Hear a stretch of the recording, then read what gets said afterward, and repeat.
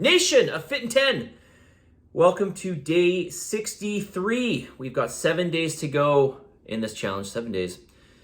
1 week, 1/10 of the challenge, and every day counts. I want to remind you, you've got to sprint through to the finish line. Every day counts for these 70 days. And if you don't already know, I did put up the link for you to book your scan. So please make sure you do. Check out www.calendly.com/train-on-main. Book your final scan. They're happening next Friday and Saturday. Book your final scan. Come in for your final scan, please. Okay? If anything, I like to get my completion numbers up. If you don't come in for your final scan, you did not complete the program. Okay? So come on in for it. You paid for it. Come on in. Make sure you do your final scan. All right, topic that I typically talk about in the beginning of this, because it is an area of major confusion, is the topic of bulking. And often bulking is associated with heavy weight training. And so one thing I want to say right off the bat is no form of exercise, no form of energy output, no single form of you having to exert energy is going to cause energy to come and somehow store itself on you. Okay? You will never gain fat by expending energy. So I'm going to say it one more time. You will never gain fat by expending energy. Okay? Now, I have to say this because often people think that if you lift heavier weights, somehow you get fat from that. It's impossible, okay? It's not going to happen. Now, where the confusion lies often is when people choose to, quote, bulk. And let's be clear on what bulking is. Bulking is definitely the addition of fat and maybe also the addition of muscle. Okay, generally speaking, people are trying to gain weight. Usually most of this weight is fat and some muscle. People tend to train with heavy weights when they're bulking because they want to get stronger and they want to gain some muscle. Now, it is helpful for you to gain muscle, for you to be in a calorie surplus. Okay, in fact, if you didn't do any exercise at all and you just ate a ton of food, you slide around, you ate tons of food, you put on fat, some of that weight that you gain, some of it would actually be muscle, believe it or not. Your body's not going to make just pure fat. Now, the majority of it would be fat, but you would gain a little bit of muscle. All right, so there is some advantage, especially if you're a strength athlete, if you're trying to get bigger, especially if you're trying to get stronger, there is an advantage just to over-consuming food. Now, when you overconsume food, regardless of your methodology of training, you are going to gain some fat. If you're over-consuming, if you're eating more than you're expending over time, you're going to gain fat. That has nothing to do with the modality of training that you choose. Okay? Now, if you train with heavy weights, let me be clear. Okay? We don't even have to get into rep ranges. You're training anywhere from your 1 rep max to 30 reps. Anywhere in there. All of that can cause muscle gain. Okay, all that stimulus can cause muscle gain. Okay, now when you get to lower reps, typically that's more nervous system based. As you start to get up into the 8, you've heard me talk about this before if you watch my other videos. If you get up into like the 6 rep range in theory, okay, it's a gradient, but 6 to let's say 20, 30 reps, that is more muscle hypertrophy. Okay, muscle building range. When you put on muscle, there is no such thing as putting on bulky muscle or lean muscle. You either put muscle on or you don't. You either put muscle on or you do not. There's no such thing as lean muscle. Okay, there's such thing as lean muscle. There's no such thing. There's no different types of muscle that you put on. Okay? If I grow my bicep, I grow my bicep. If I don't, I don't. Okay, and how the methodology of training,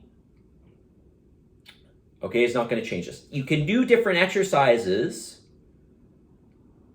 that will hit the bicep differently. For example, I can do a hammer curl. I'm not going to get too much in the weeds right now, but let me just give you an example. I can do a hammer curl. That's going to work more the outside of my bicep. Or I could do, let's say, a Comerford curl. That's going to get more but the inside head of my bicep. So you can, depending on the exercise you choose, you can change how the muscles hit, and you can develop certain areas of the muscle more. You can basically call on areas of the muscle to work harder, certain areas of the muscle. Okay, so that is different. But in terms of heavy training versus not, there's no form. When you put on muscle, the muscle is just going to add. When you add muscle, you are just simply adding muscle tissue. It doesn't matter whether you're training with heavier or lighter weight, if that makes sense. Okay, you're not going to gain bulky muscle from training with heavy weight. Likewise, you're not going to gain lean muscle from training with lightweight. You either put enough stimulus on the body to gain muscle, or to at least provide that trigger to gain muscle. Remember, we need the raw material to gain muscle, right? We need enough amino acids. We need enough energy and amino acids, essentially, to add that musculature in addition to the stimulus. Okay, but the type of stimulus, okay, and I'll be specific. Heavyweight training does not put fat on you. Heavyweight training does not put bulky muscle on you. Okay? You either add muscle or you don't. Bulking is simply the overconsumption of food. That's all it is. And if you're eating real whole food, it's actually really hard to eat in a calorie surplus. I think probably you're all experiencing that. So generally when people bulk, they'll tend to eat foods that have at least some level of processing. All right, some foods that are basically more calorie dense, less satiating, etc., to get the calories in. Okay, but no form. Remember this. I don't care what you do. Doesn't matter how heavy the weight is.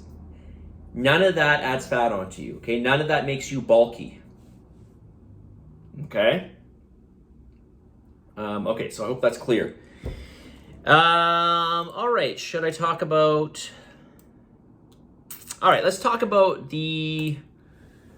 I haven't had this question actually this round. Obviously, that's why I'm talking about it. But apple cider vinegar. I often get asked about this. Apple cider vinegar, is it worth taking? Will it help me lose weight? And I will tell you that I personally use it every morning. There isn't really a lot of, I don't think really any real science to back this up, so I kind of do this more on just belief.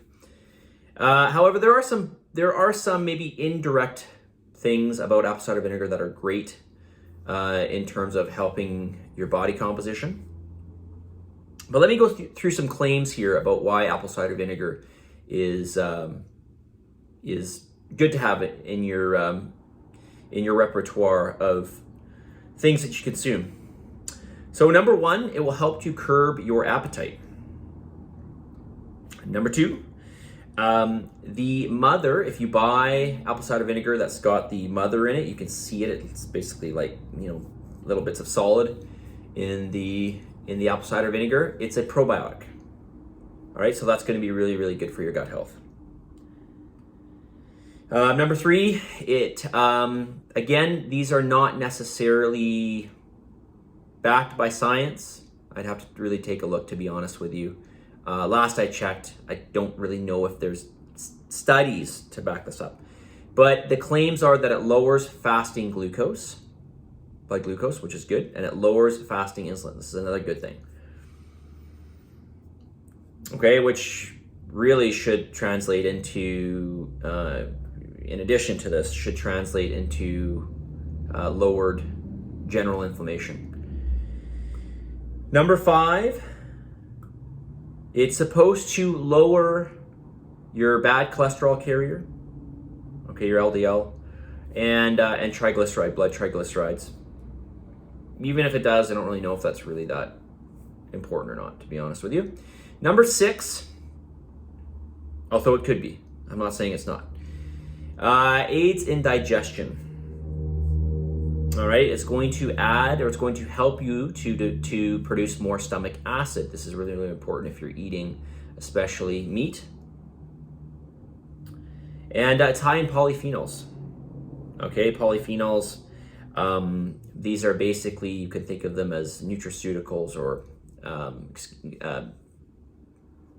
that's not the right terminology.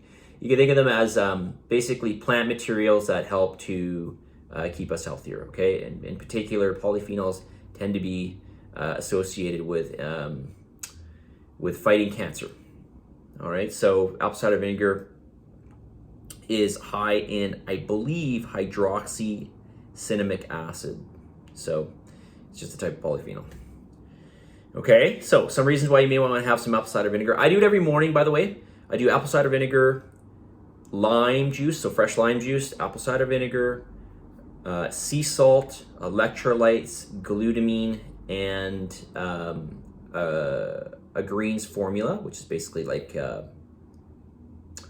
it's basically fruit and vegetable extract in a powder form. I do all of that in a, some of you may have seen me drinking it in the morning, in a big, I do about a liter of water with all these ingredients in a big jug, and I drink it slowly over the course of an hour or so. Okay, maybe I'll talk a little bit more about that tomorrow. Message of the day. Let's get to it here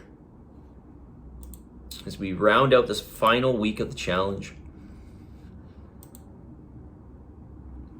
Along the road to success, you can expect bumps, hurdles, breakdowns, mini failures, moments where you feel like you want to give up, moments where you feel like you're not cut out for this, moments where you feel like, what's the point? This is all normal on the road to, quote, success, on the road to goals, on the road of working through things. You've got to keep your eye on the prize, and you've got to keep going. Now, that's not to say that you can't experience these things, take these things in, maybe have a few hiccups, but you've got to tell yourself that the only way that you're going to succeed is to keep going, right? We've got to keep going. Along the road to success, you can expect bumps, hurdles, breakdowns, mini failures,